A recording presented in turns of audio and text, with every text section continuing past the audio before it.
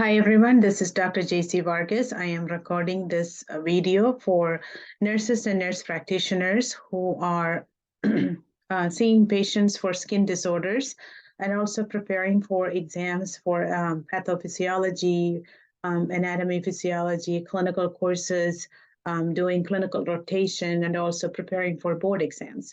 So I have selected a few of the common skin disorders that I have seen on board exams and also as a faculty with 30 years of experience and teaching nurses and also over 15 years teaching nurses online. So welcome to my new video on skin disorders. Atopic dermatitis is the first one, which is also called eczema. The common cause is multifactorial. Genetics, altered immune system are the common two factor, and also it causes skin barrier leading to pruritus and abrasion from scratching. Because of the high level of itching, the scratching causes skin barrier dysfunction and also put the patients at high risk for skin infection. In these patients, our goal as clinicians is to protect the patient from complications like skin infection, give them emotional support. A lot of times these are seen in younger children. They are often bullied because of the skin rashes causing these brownish dark pigmentation in their sun-exposed areas.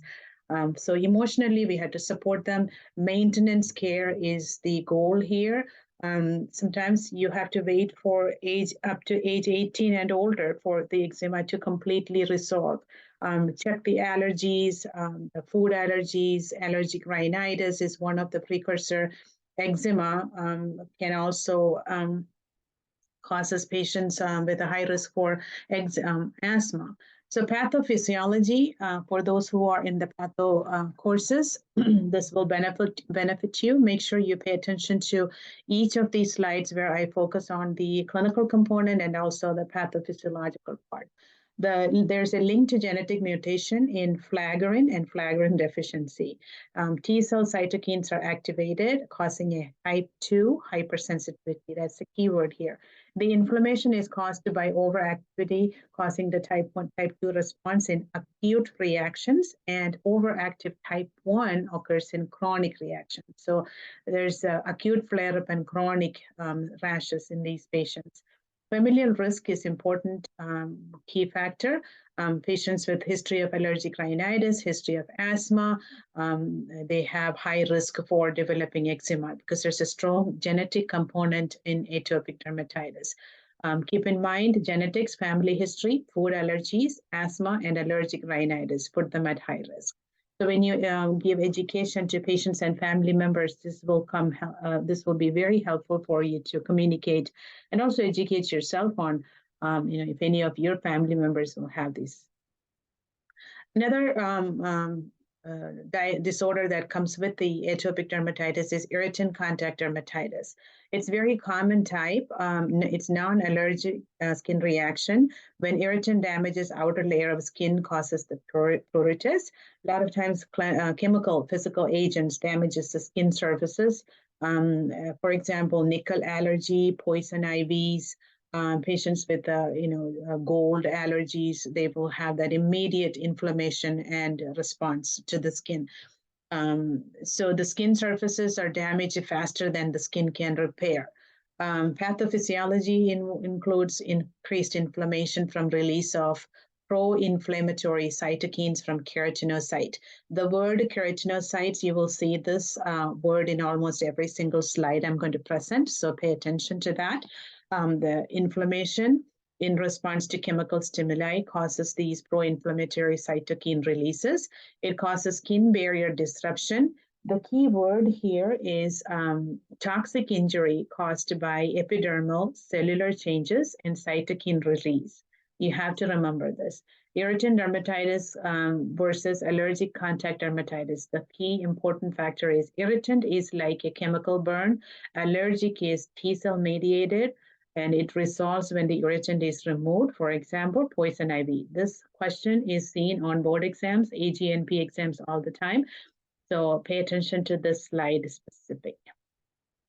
Molluscum contagiosum. It's also called water warts. It's caused by a double-stranded DNA pox virus, especially molluscpox. It infects only the keratinocytes and are limited to epidermis without any systemic dissemination. Normal incubation period is from 2 weeks to up to 6 months. These skin lesions are called mollusca. The key word in this slide for you to remember is the size and the shape, or the color and the shape of the lesions. In Molluscum contagiosum, the lesions are dome-shaped. The color is pinkish purple. Transmitted usually by direct contact with infected patients, like use of hotel towels and bathing supplies. Complications from molluscum contagiosum is eczema and bacterial infection. These links that I have produced on the bottom of these slides are the articles that I reviewed to prepare this slide. You can actually go back and read on the etiology, risk factors, pathophysiology in detail, and also the treatment guidelines in these articles. So feel free to use them. Skin cancer, you'll see this in clinical setting and also on board exams. There are three major types you have to know: basal cell, squamous cell, and melanoma. Basal cell and squamous are grouped together. They are non-melanoma skin cancers. The other unusual type of skin cancer you will see is Merkel cell tumors and dermatofibrosarcoma protuberans. Let's look at basal cell. It's an epithelial tumor found on the skin surface. It originates from undifferentiated basal or stem cells, usually seen in patients who are sun exposed. Very strong risk for that, ultraviolet rays. Patients in, veterans who are in high humid areas, patients who are outdoor employees, occupational hazards, things like that.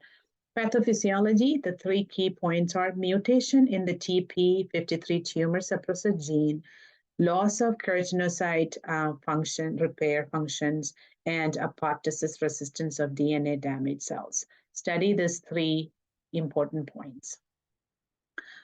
The other BCC key point you have to remember is, since the pathways involve sonic hedgehog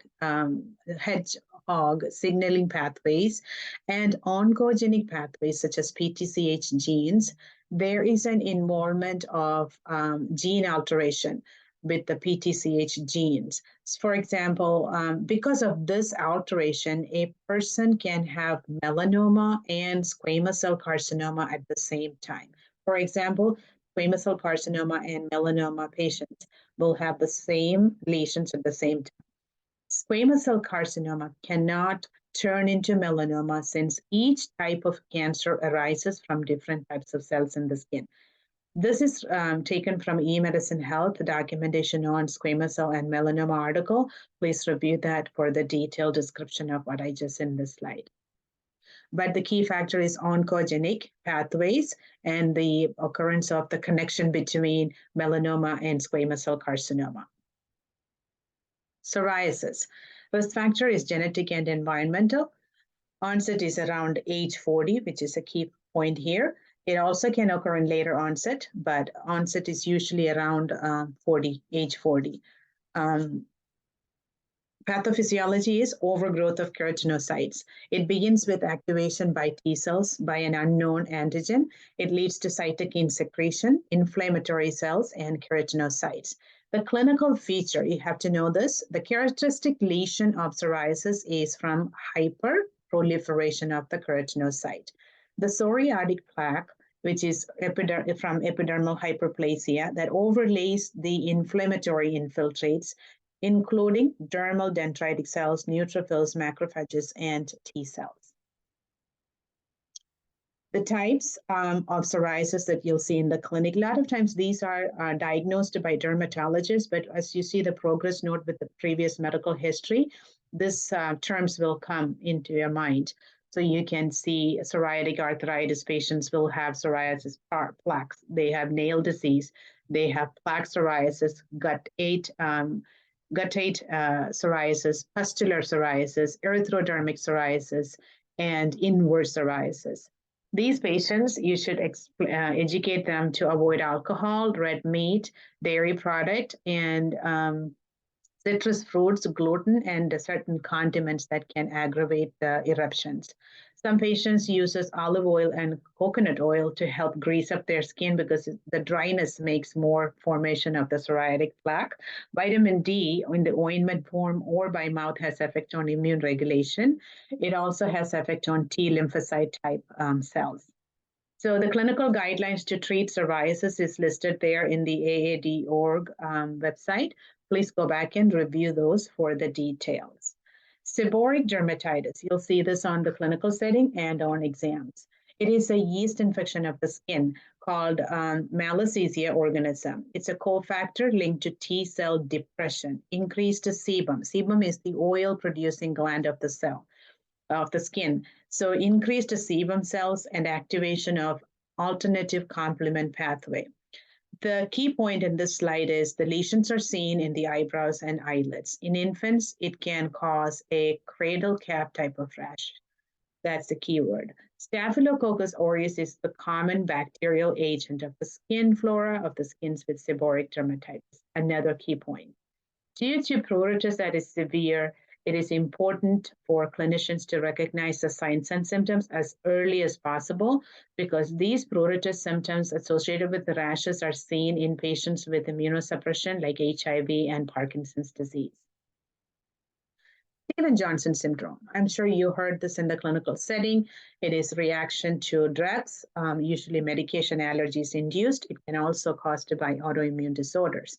Stevens-Johnson syndrome and toxic epidermal necrolysis. These are the two keywords you had to pay attention to. Painful rash on the skin, mucous membrane, and genitals are the reason they will come to you. Pathophysiology includes altered drug metabolism. For example, you give a patient sulfa or cephalexin without knowing the allergy side effect on them, they will have eruptive rashes that are painful, usually on the mucous membrane, under the tongue, on the soles of the feet.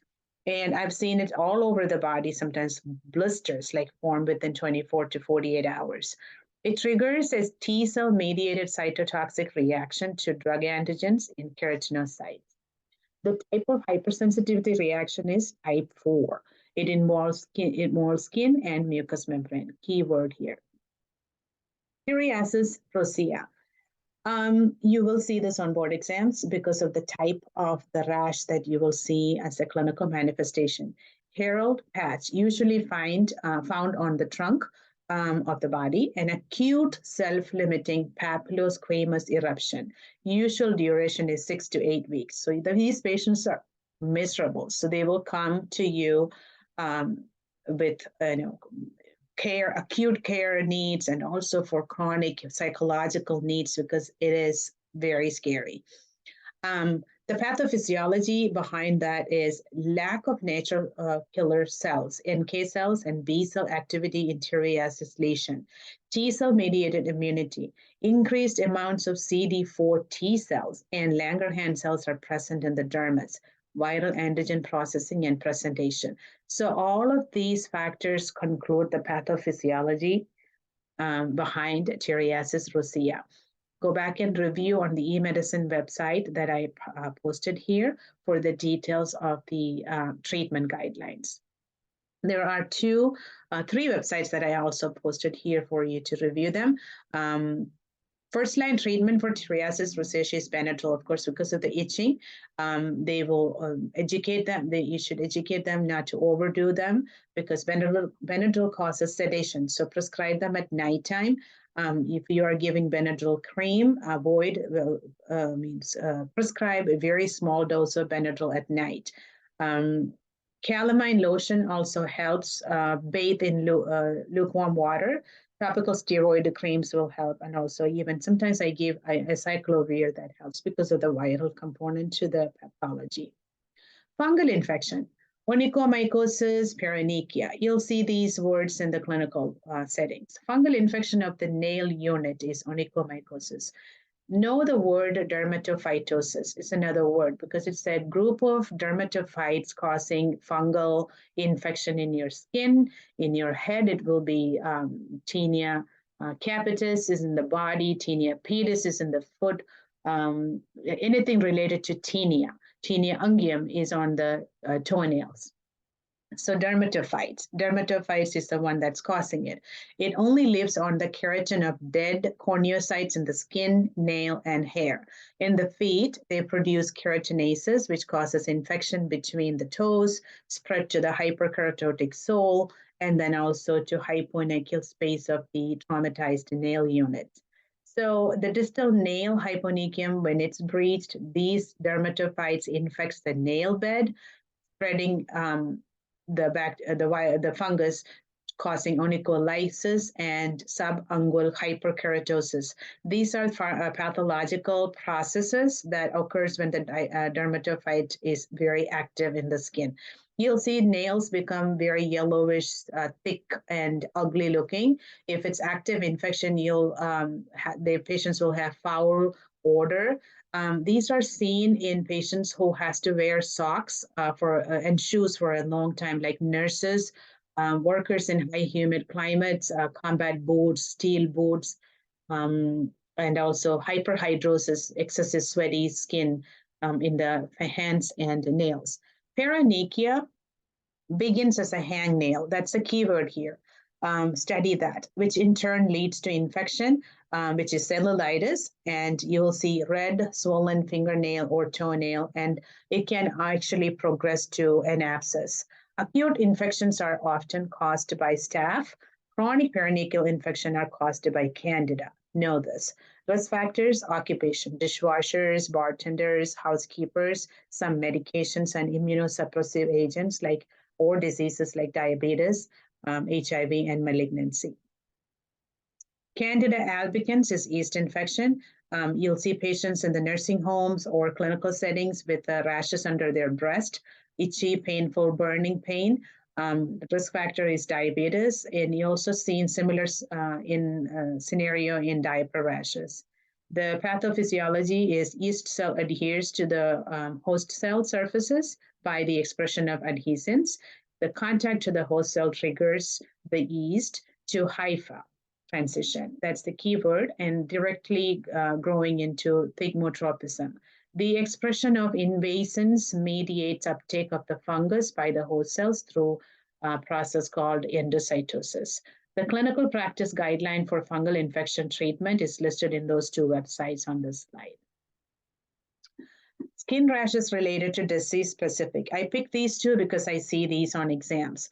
Lupus. One of the hallmark sign in lupus is a red butterfly rash on your face. It's also called as malar rash. I don't want any students to miss answering these on boards.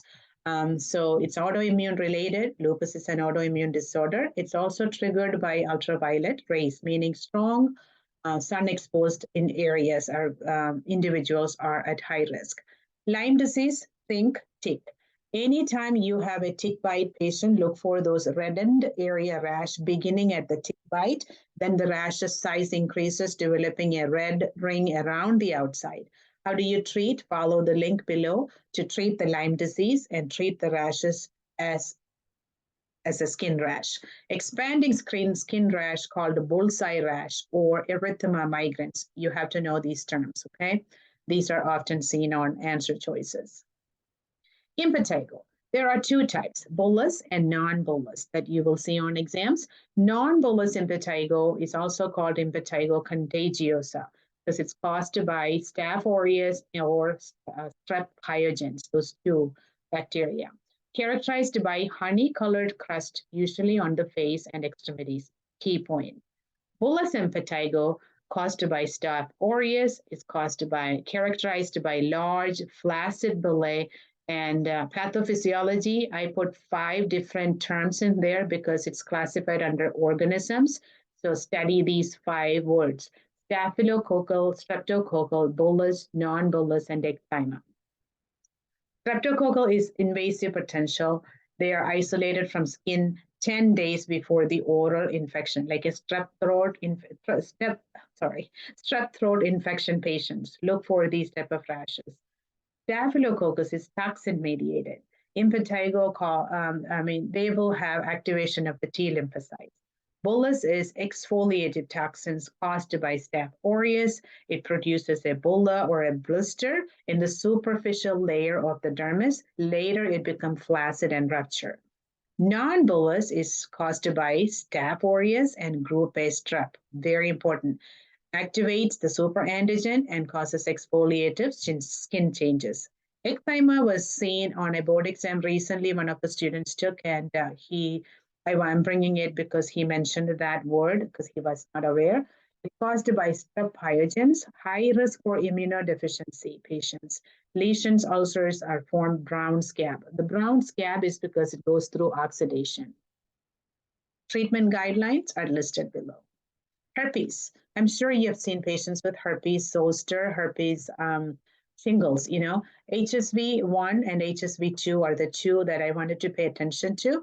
Herpes simplex virus itself is an intimate, caused by intimate or personal contact of a susceptible seronegative individual with someone excreting HSV. The two types, HSV1 occurs in oropharyngeal mucosa. HSV2 is transmitted by genital contact. The key word in these two sentences is HSV1 trigeminal ganglion becomes colonized. HSV2 sacral ganglia becomes colonized. So you'll see those dermatome patterns where patients will have numbness and tingling. Burning pain and tingling comes before the rash. So patients with HSV1, since it occurs in the oropharyngeal tract, you want to look for the trigeminal nerve dermatome, okay, trigeminal ganglion. HSV2, since it's transmitted by genital contact, it's usually seen in the genital, perigenital, anal skin sites. So you want to look for groin pain, pelvic pain, sacral ganglia, or sacral dermatome colonization. The HSV has two replication cycle, lytic and latent. Very important.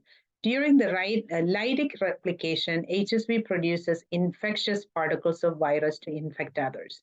During the latency replication, there is limited gene expression and lack of infectious particles of the virus. HSV establishes latency in neurons and causes the neuropathic pain, both during primary infection and also later on reactivation. The key point in this slide is tingling pain, and the numbness and tingling comes before the rash.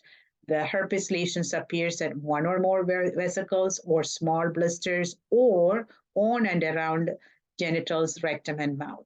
The common complications of these HSV viruses are cold sores forever, genital herpes forever because it recurs, herpes stromal keratitis, meningitis, and encephalitis.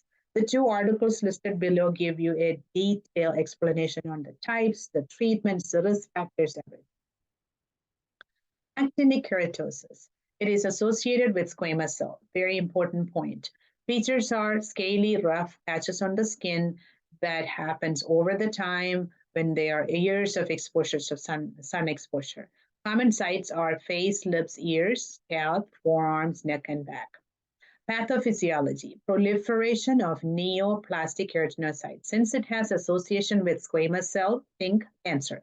Neoplastic keratinocytes are formed to the epidermis, characterized by abnormal keratinocyte formation of the basal layer of the skin, causing different size and shape, nuclear atypia, and hyperkeratosis of the epidermis. Very important. Acne. Acne, you'll see a lot of these in the board exams. Multifactorial causes. Excess sebum production, usually seen in puberty and androgens. The colonization of follicles by this particular organism, you have to memorize this. It used to be called the Propionibacterium acne. Now it is called the Cutibacterium acne. So both are the same, but the name is different. So the key factors, the four common key factor you have to know when you see a patient with acne is there a reason for excessive sebum production, puberty, and androgens, high levels of androgens? Is there a colonization of follicles by this bacteria, Cutibacterium or Propionibacterium? Is there a hyperconiferation of the pilosebaceous duct causing plugging of the follicles? Or is there any immune or inflammatory response in the normal human being? Those are the things that you have to keep in mind before you start treating. Look at the features. Hair follicles will become clogged. Sebum, oil that keeps the skin from drying out, and dead skin cells clog the pores, causing these tight, thick cystic lesions. They are called the pimples or zits in the clinical setting. Pathophysiology, abnormal desquamation of the keratinocytes in the sebaceous follicle causing microplug or microcomedone. Comedons are white comedone and blackhead, whitehead and blackhead. Okay, there is an increase in circulatory androgen at the onset of puberty, which stimulates the production of sebum into pilosebaceous cysts. Those are the cystic acne. They are very painful. They happens in younger adults like teenagers. It's very socially embarrassing, high level of social stigma in these kids. So you have to support them emotionally. You have to treat them with a proper medication. In extreme cases, we use retinoids or isotretinoid. The key word with this, these have side effects of teratogenic effects, so causes high risk of cancer. Teratogenic effects. So that's what happens as a side effect when you use this medicine. You have to educate them. You have to have them sign a contract that they will follow the instruction and come back for follow-up and look for new follicles or new changes in the skin. So when you see a patient who would definitely need the retinoid or isotretinoid as a treatment, you must refer them to dermatologist. So these are prescribed by specialists, even though APRNs under the dermatology clinics do prescribe them, but you have to refer them for a scope price. The key point here is the Cutibacterium, hormonal involvement, hygiene, and the comedones. Comedones, think high lipids and keratin in a follicular unit. So when these comedones go through oxidization, they become blackhead. Acne rosacea. Acne rosacea is a long-term inflammatory skin condition with reddened skin and rash, usually seen in nose and cheeks. Keyword here is found in middle-aged women. The pathophysiology, the key point in that is neovascular dysregulation, activation of immune system, infestation with the Demodex mites are the mechanisms in rosacea. Keyword. Important point for exams is both acne and rosacea causes redness, bumps, and pustules. Redness associated with acne is around the pimple, while redness of rosacea covers large area. Usually, acne has more blackheads and clogged pores than rosacea. You'll see a lot of them with the nose is the most common area that you'll see the red, thick rashes on the nose and cheeks. That concludes the common skin disorders. I hope you enjoyed this slide. If you have any questions related to this, or if you want a PowerPoint slide of these presentation, email me at vargesacademy2023@gmail.com. As I always say, the Lord bless you and keep you. And I hope you have learned something after you review this slide, and I will continue to post as it comes to educational purpose. There is no other purpose behind developing these slides.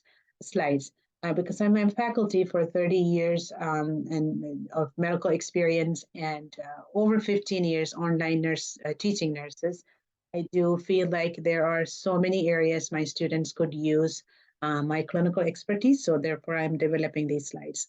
I hope you will enjoy these slides and wish you good luck on passing all the board exams related to skin diseases. Thank you.